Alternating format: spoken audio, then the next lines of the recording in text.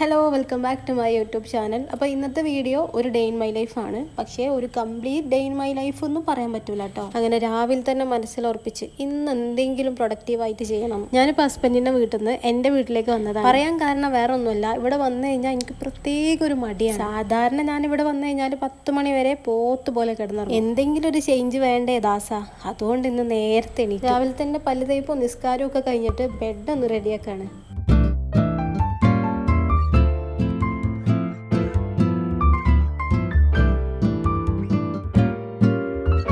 അങ്ങനെ ഫസ്റ്റത്തെ ടാസ്ക് കഴിഞ്ഞു. ഞാൻ എണീറ്റപ്പോൾ തന്നെ എൻ്റെ കൂടെ എണീറ്റിട്ടുണ്ടെങ്കിൽ ഞാൻ റെഡിയാക്കി വെച്ച ബെഡൊക്കെ അടുത്ത സെക്കൻഡിൽ ഇവന് പഴയ പോലെ തന്നെ ആക്കി തന്നിട്ടുണ്ട് കേട്ടോ. അങ്ങനെ എൻ്റെ ഒരു ഡേ സ്റ്റാർട്ട് ചെയ്യുന്നത് ഒരു ഗ്ലാസ് കട്ടൻ ചായ ആണ് കേട്ടോ. എനിക്ക് കട്ടൻ ചായ ഇല്ലാതെ ഒരു ഡേ സ്റ്റാർട്ട് ചെയ്യാനേ പറ്റൂല. പാൽ ചായ ആയാലും പറ്റൂല, എനിക്ക് കട്ടൻ ചായ തന്നെ കിട്ടണം. ആർക്കെങ്കിലും ഉണ്ടോ അങ്ങനെ ഒരു സ്വഭാവം? ബ്രേക്ക്ഫാസ്റ്റിന് മുട്ടക്കറിയും പത്തിരി ആയിരുന്നു. അങ്ങനെ അതിരുന്ന് ആസ്വദിച്ച് കഴിച്ചു. അതിൻ്റെ അടുക്കൊക്കെ ഞാൻ അങ്ങനെ ഓരോന്ന് ചിന്തിക്കായിരുന്നു, ഇനിയിപ്പോൾ എന്ത് ചെയ്യും, അടുത്ത് എന്ത് ചെയ്യും.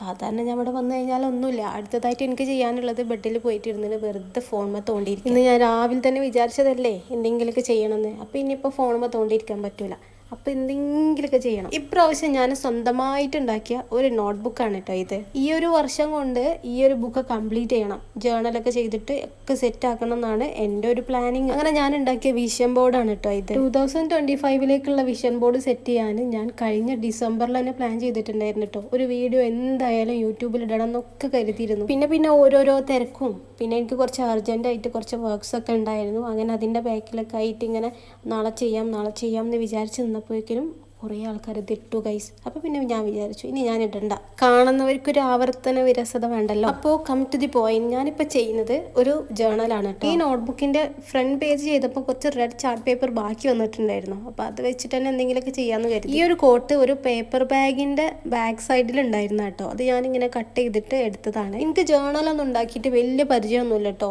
ഈ ഒരു വർഷം മുതലാണ് ഞാൻ ജേർണൽ സ്റ്റാർട്ട് ചെയ്തത്. അതിൻ്റെതായ അറിവില്ലായ്മയും വിവരക്കേടൊക്കെ ഉണ്ടാകും. അങ്ങനെ നേരത്തെ കട്ട് ചെയ്തിട്ടുള്ള ആ പീസ് ഇങ്ങനെ ഒട്ടിച്ചു കൊടുക്കുകയാണ്.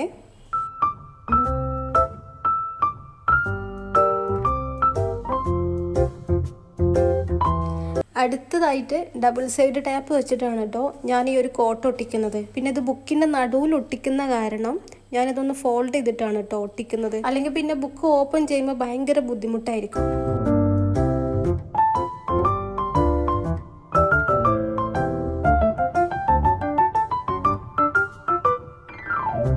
അങ്ങനെ ഈ ഒരു കോട്ട് സെൻറ്ററിൽ തന്നെ ഒട്ടിച്ചു കൊടുത്തു.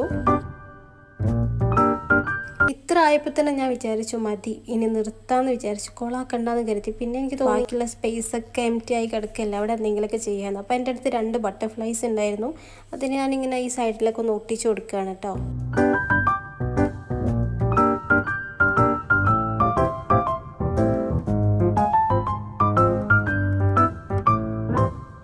പിന്നെ ഇതിൻ്റെ താഴെയായിട്ട് എനിക്ക് തോന്നുന്ന കുറച്ച് തോട്ട്സ് ഒക്കെ എഴുതിയിട്ടുണ്ട്. ജേർണൽ എന്നൊക്കെ പറയുമ്പോൾ നമുക്ക് നമ്മളെ മനസ്സിലുള്ള കാര്യങ്ങളൊക്കെ എഴുതി ഫലിപ്പിക്കാൻ പറ്റിയിട്ടുള്ള ഒരു നല്ലൊരു സ്പേസ് അല്ലേ. അപ്പം എനിക്ക് തോന്നിയതൊക്കെ എഴുതുന്നുണ്ട്.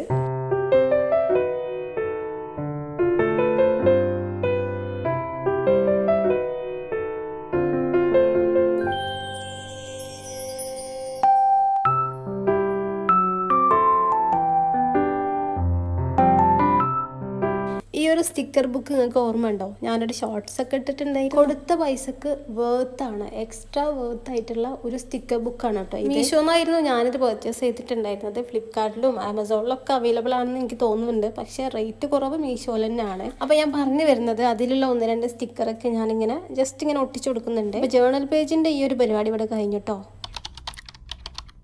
ഉച്ചക്ക് ഭക്ഷണമൊക്കെ കഴിച്ചതിന് ശേഷമാണ് കേട്ടോ ഞാൻ പുറത്തേക്ക് ഇറങ്ങിയത്. ഞാനും കീയും കൂടിയാണ് കേട്ടോ പുറത്തേക്ക് പോയത്. അങ്ങനെ നമ്മൾ ഷോപ്പിലൊക്കെ എത്തി. ഒരു ക്രാഫ്റ്റ് ഷോപ്പാണ്, എൻ്റെ നാട്ടിൽ തന്നെയാണ്. സംഭവം എനിക്ക് കാര്യമായിട്ടൊന്നും വാങ്ങാനൊന്നും ഉണ്ടായിരുന്നില്ല. അപ്പോൾ ഞാനിവിടെ വീട്ടിലൊക്കെ ആവുമ്പോൾ ഇവിടെ നിന്നാണ് ഞാൻ എൻ്റെ ക്രാഫ്റ്റ് ഐറ്റംസ് ഒക്കെ മേടിക്കാറുള്ളത്. ഇവര് പഴയ ഷോപ്പ് ചെറുതായിരുന്നു. അങ്ങനെ പുതിയ ബിൽഡിങ്ങിലേക്ക് ഇവർ മാറിയതാണ് ഇപ്പോൾ. അപ്പോൾ പിന്നെ ഒന്ന് വിസിറ്റ് ചെയ്യാം, കണ്ടാൽ എന്തെങ്കിലുമൊക്കെ വാങ്ങിക്കാന്നൊക്കെ വിചാരിച്ചിട്ടാണ് വന്നത്. നമ്മൾ ക്രാഫ്റ്റേഴ്സിനൊക്കെ ഒരു പ്രത്യേകത ഉണ്ട്, എന്ത് കണ്ടാലും അതൊക്കെ ആവശ്യമുള്ളതായിട്ടേ തോന്നുള്ളൂ. പിന്നെ നമ്മളെ അക്കൗണ്ട് ബാലൻസ് ഒക്കെ ഒന്ന് ആലോചിക്കണം. അപ്പോൾ പിന്നെ താൻ അടങ്ങിക്കോളും.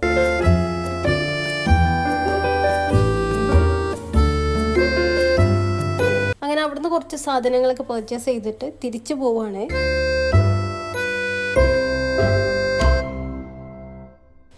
വീട്ടിലെത്തിയപ്പോൾ ഭയങ്കര തലവേദനയായിരുന്നു. വെയിലുണ്ടിട്ടാണോ എന്തോ അറിയില്ല. പിന്നെ എനിക്ക് തലവേദനക്കായി കഴിഞ്ഞാൽ ഏക മരുന്ന് കട്ടൻ ചായയാണ്. മധുരക്കിഴങ്ങും ഉണ്ടായിരുന്നു കേട്ടോ ചായൻ്റെ കൂടെ. വെറുതെ ഇങ്ങനെ ഇരിക്കുമ്പോൾ എന്തേലൊക്കെ കുറിക്കാൻ തോന്നും. അതുകൊണ്ട് ഇത് രണ്ടും വാങ്ങിച്ചിട്ടുണ്ടായിരുന്നു. എന്തൊക്കെയാണ് ഞാൻ പർച്ചേസ് ചെയ്തെന്ന് കണ്ടേ. ഈ ഒരു നോട്ട്ബുക്കാണ് ഞാൻ ഫസ്റ്റ് വാങ്ങിച്ചിട്ടുള്ളത്. പിന്നെ നമുക്ക് ഡെസ്ക് ഡെക്കോറൊക്കെ ആയിട്ട് യൂസ് ചെയ്യാൻ പറ്റിയിട്ടുള്ള ഒരു അടിപൊളി ഐറ്റം. എനിക്കിത് ഭയങ്കരമായിട്ട് ഇഷ്ടമായി. ആകെ ഒറ്റ പീസ് അവിടെ ഉണ്ടായിരുന്നുള്ളൂ. റെഡ് കളറിലും ഗ്രീൻ കളറിലും വരുന്ന 2 ക്രേപ്പ് പേപ്പർ വാങ്ങിച്ചിട്ടുണ്ട്. പിന്നെ 2 സ്റ്റിക്കേഴ്സും ആണ് വാങ്ങിച്ചിട്ടുള്ളത്. അത് ഒരെണ്ണം ഒരു വാക്സ് സീലിന്റെ ടൈപ്പും പിന്നെ വരുന്നത് ഒരു പിങ്ക് കളറിൽ ഒരു സ്റ്റോൺ ടൈപ്പ് ആണ് കേട്ടോ.